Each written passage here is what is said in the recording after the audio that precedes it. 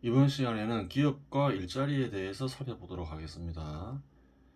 대부분의 사회 구성원들은 기업에 참여하면서 소득을 얻고 있죠. 그러니까 대부분의 사회 구성원들은 기업을 통해서 일자리를 얻죠. 그것은 근로자이건 기업 소유자이건 마찬가지죠. 예전에 설명했지만 정부도 어떤가요? 기업이라고 볼 수 있죠. 근데 민간 기업과는 구별되겠죠. 민간 기업은 사회 구성원들의 투자에 의해서 만들어지지만 정부는 세금을 통해서 만들어지죠. 사회 구성원 대부분의 소득의 일부로 만들어지는 게 정부예요. 그러니까 정부는 공적 기업이라고 얘기할 수도 있겠죠. 그래요. 대부분의 사회 구성원들이 기업을 통해서 일자리를 얻고 일자리를 통해서 소득을 얻으니까 그래요. 기업에 투자가 많아지면 어떤가요? 일자리가 늘어난다는 것 정도는 직관적으로 다 알죠. 그래서 현 시대는 어떤가요? 많은 국가들이 정부에서 해외 기업들을 유치하려고 하죠. 왜 그래요? 미국 대통령도 일자리를 기업을 유치하려고 하잖아요. 기업을 유치하면 일자리가 생기고 또 소득이 증가하니까 그런 거죠. 그래요. 그런 건 상식인데 좀 구체적인 내용을 알 필요가 있어요. 그래요. 투입되는 자본이 증가하면 당연히 일정 기간 투입되는 자본이 증가하면 고용되는 일자리가 증가하겠죠. 일단 일정 기간 투입되는 자본이 100억 원이라 가정하고 100억 원의 자본이 투입되면 100명이 고용된다고 가정을 할게요. 그러면 일정 기간 투입되는 자본이 200억이 되면 어떻게 되나요? 가정에 따르면 200명이 되겠죠. 꼭 200명이 안 되더라도 증가하겠죠. 그냥 가정을 그렇게 하는 거죠. 그러면 일정 기간 투입되는 자본이 1000억 원이 되면 어떻게 되나요? 가정에 따르면 1000명이 되겠죠. 그런데 이 시점에서 1000억 원이 투입되는 시점에서 투입되는 자본이 500원이 되면 어떻게 되나요? 500명이 고용되겠죠. 500명은 정상적인 상황에서는 실업자가 되게 되는 거죠. 그러면 여기서 알 수 있는 건 뭔가요? 투입되는 자본이 양이 증가하면 어떻게 되나요? 직업수가 증가한다. 투입되는 자본의 양이 감소하면 어떻게 되나요? 직업수가 감소한다. 결론은 뭔가요? 직업수는 투입되는 자본의 양에 비례한다. 그렇게 결론을 내릴 수 있는 거죠. 이런 말을 왜 할까요? 공식을 만들기 위해서죠. 그래야지 정확하게 알 수가 있는 거예요. 수식을 만들면 정확하게 알 수가 있죠. 다음에 생산성 증가에 대해서 살펴볼게요. 일정 기간 투입되는 자본이 100억 원이고 이 경우 100명이 고용된다고 가정할게요. 이하고 동일하죠. 공급 수단의 발전에 따라 생산성이 2배로 증가한다 가정할게요. 즉 일정 기간 투입되는 자본이 100억 원 그대로인데 생산성이 2배로 증가하면 어떻게 되나요? 50명이 고용된다고 할 수 있는 거죠. 그래요. 공급 수단이 발전하면 어떻게 되나요? 동일한 조건에서 사람이 덜 필요하게 되죠. 예를 들어서 어떤가요? 드라이버를 사용할 수도 있고 드릴을 사용할 수도 있죠. 그 경우에 드릴을 사용하면 훨씬 생산성이 증가하겠죠. 또 다른 예로는 또 어떤 경우가 있을까요? 주판을 사용하다가 전자계산기를 사용하면 어떻게 되나요? 마찬가지로 생산성이 증가하는 거죠. 공급수단은 계속 발전하죠. 제조업에서는 생산수단이 되는 거죠. 공급수단은. 그래요. 그리고 또 다른 경우에 생산성이 증가할 수가 있는 거죠. 공급자들이 숙련도 증가로 생산성이 2배로 증가한다. 그 경우도 생각해 볼 수가 있는 거죠. 그러면 일정 기간 투입되는 자본 100억 원이 100원일 때 원래 100명 고용했는데 한 사람이 두 사람의 일을 할 정도로 숙련도가 커져요. 그러면 어떻게 되나요? 50명만 고용해도 되는 거죠. 조직의 효율화로 생산성이 2배로 증가할 수도 있죠. 일정 기간 투입되는 자본이 100억 원이면 그 경우에도 50명만 고용하면 되죠. 그래요. 생산성 증가는 여러 가지 경우가 있을 수 있어요. 조직의 효율화로 생산성 그렇게 대폭 증가하는 게 가능한가? 가능했죠. 가능하죠. 시장 지배 시대가 처음 도래했을 때 공업이 크게 발달하죠. 거기서 조직을 효율화하려고 노력을 많이 했죠. 무엇이 도입됐나요? 분업이 도입됐죠. 한번 볼게요. 이 쿠폰에 나오는 얘기죠. 1파운드는 중침으로 4,000개 이상이 되므로 이 10사람은 하루에 48,000개 이상의 핀을 제조할 수 있었던 것이다. 10사람이 48,000개를 만들었다 하죠. 분업을 통해서. 뒤에 보면 나오죠. 따라서 저마다 48,000개의 핀의 10분의 1, 즉 4,800개를 하루에 제조했다고 볼 수 있다. 10명이 분업을 해서 48,000개를 생산했으니까 한 명당 4,800개를 생산한 게 되죠. 그러나 그들이 만약 모두 개별적으로 독립하여 작업하고 그들 중에 누구도 이 특별한 업무에 대하여 교육받지 않았다고 하면 그들은 분명히 혼자서 하루에 20개의 핀을 그냥 단 한 개의 핀도 제조할 수가 없었을 것이다. 분업을 하지 않고 각자가 그래요. 핀을 만들었으면 하루에 20개도 못 만든다고 하죠. 근데 분업을 하니까 1인당 4,800개를 만들었다. 그 얘기를 하고 있는 거죠. 즉 그들이 오늘날 여러가지 작업을 적당하게 분할하고 결합시킨 결과 분업을 얘기하는 거죠. 제조할 수 있게 되는 수량은 240분의 1은 고사하고 아마 4,800분의 1도 제조할 수 없었을 것이다. 혼자 일했으면 하루에 핀을 1개에서 20개밖에 못 만들지만 분업을 통해서 1인당 4,800개를 만들었음을 얘기하고 있는 거죠. 시장 지배 시대 초기에 있었던 일이죠. 그래 조직 효율화를 통해서 생산성을 증가시킬 수도 있어요.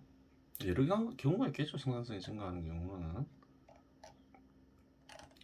그러면 여기서 무엇을 어떻게 결론 내릴 수 있을까요? 그럼 또 다르게 얘기할 수도 있겠죠. 공급수단이 쇠퇴해요.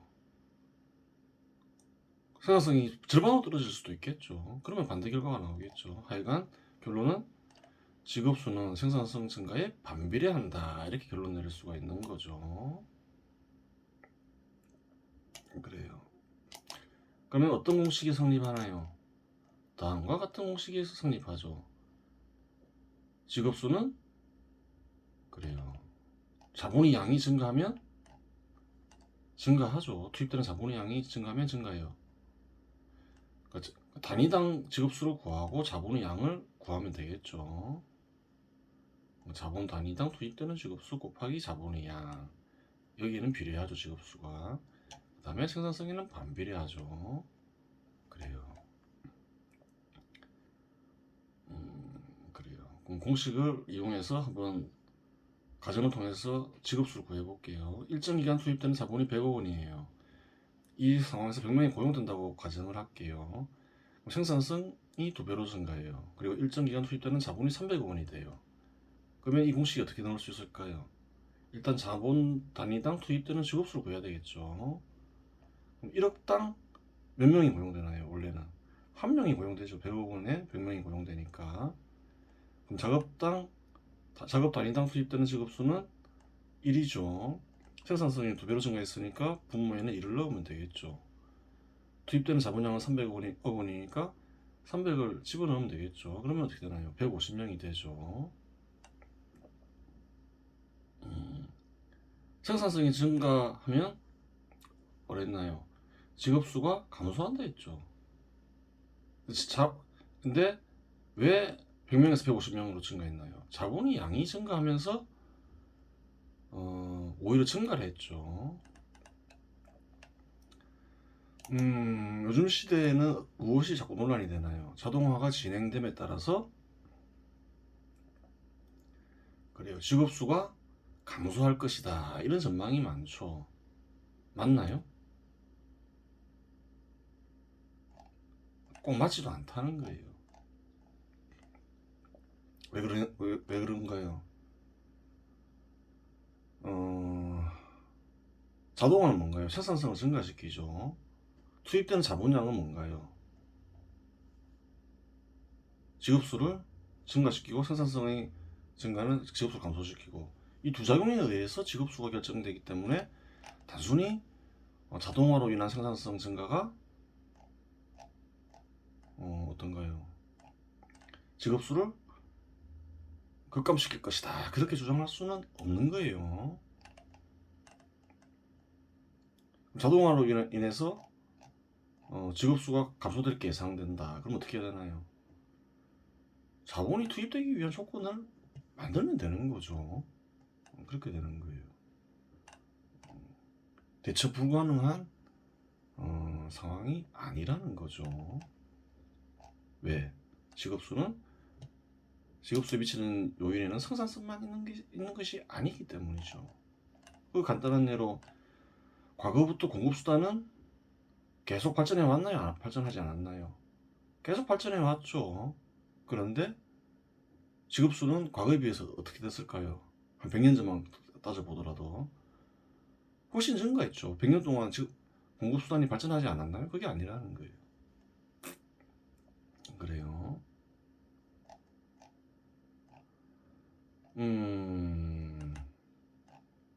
투입되는 자본의 양이 증가하는 경우를 살펴볼 수가 있겠죠. 어떤 경우에 증가할까요? 모든 조건이 동일하더라도 예를 들어서 예전에 설명한 그림이죠. 일반적 기대 순이율보다 평균 순이율이 크면 어떻게 되나요? 투자가 커지는 거죠. 왜 그런가요? 일반적 기대 순이율은 자본이 유지되는 평균 순이율이기 때문이죠. 그보다 평균 순이율이 크면 더 많은 자본이 투입되게 되죠. 그래요. 평균 순이율이 일반적 기대 순이율보다 높아지도록 여러 가지 정책을 써야 되는 거예요. 기본적으로. 또 어떤 경우에 자본이 투입될 수 있을까요? 기능 개선이 필요한 경우죠. 기업들을 보면 되잖아요. 그래요. 기업이 경쟁력을 가지기 위해서 시장에서 끊임없이 판매하면서 수익을 내기 위해서 어떻게 하나요? 기능을 개선시켜야 될 거 아니에요. 품질을 좋아지게 해야 될 거 아니에요. 그래서 투자할 수도 있는 거죠. 그래요. 기능 개선할 수 있도록 여러 가지 조건을 만들어줄 필요가 있는 거죠. 사회 전체적으로 보면. 또 어떤 경우에 자본이 투입될까요? 새로운 기능이 부착될 경우죠. 예를 들어서 자동차가 있는데 예전에는 내비게이션 이런 게 없었죠. 근데 내비게이션이 요즘 다 부착되잖아요. 그러면 어떤가요? 또 새로운 자본이 투입돼서 그래요. 내비게이션을 만들고 부착해야 되는 거죠. 그러다 보면 또 그 과정에서 직업이 만들어지는 거죠. 그래요.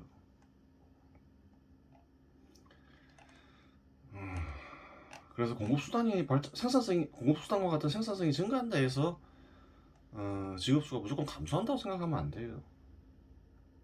공급수단은 과거에 비해서 많이 발전했죠. 그래요. 그런데 마차를 만드는데 투입되는 사람들이 많은가요? 아니면 자동차를 만드는데 투입되는 사람들이 많을까요? 그래요. 단순히 공급수단의 생산성이 크게 증가한다 해서 직업수가 감소하는 건 아니에요. 그렇게 보면 되고. 그러면 생산성은 직업수를 감소시키니까 생산성 증가는 안 좋은 게 아니냐 이렇게 생각할 수 있잖아요. 생산성을 증가시키지 않으면 어떤가요? 생산성 증가시키는 기업과 생산성을 증가시키지 않는 기업이 경쟁하게 되면 생산성을 증가시키지 않는 기업은 도태되게 되겠죠. 그래서 생산성은 증가시켜야 되는 거예요. 그리고 생산성 증가는 또 무엇과 연관이 되나요? 1인당 개인의 소득과 연관이 되죠. 인건비가 어느 정도 있죠. 근데 생산성이 증가해서 반을 쓰게 됐어요. 다른 조건은 동일한데 그럼 어떤 게 되는가요? 인건비 일정 몫이 남게 되죠. 그러면 그 몫의 일부는 뭐 기업 소유자에게 갈 수도 있고 또 갈 것이고 또 근로자에게 갈 수도 있는 거죠. 그럴 경우에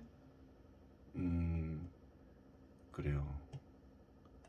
개개인이 풍요로워지죠. 기업에 참여하는 경우에 생산성이 증가하는 기업에 참여하는 경우에 사회도 마찬가지죠. 사회 전체 생산성이 증가하면 그 사회에 참여하는 개개인의 소득이 높아지는 거죠. 그 생산성도 중요한 거예요.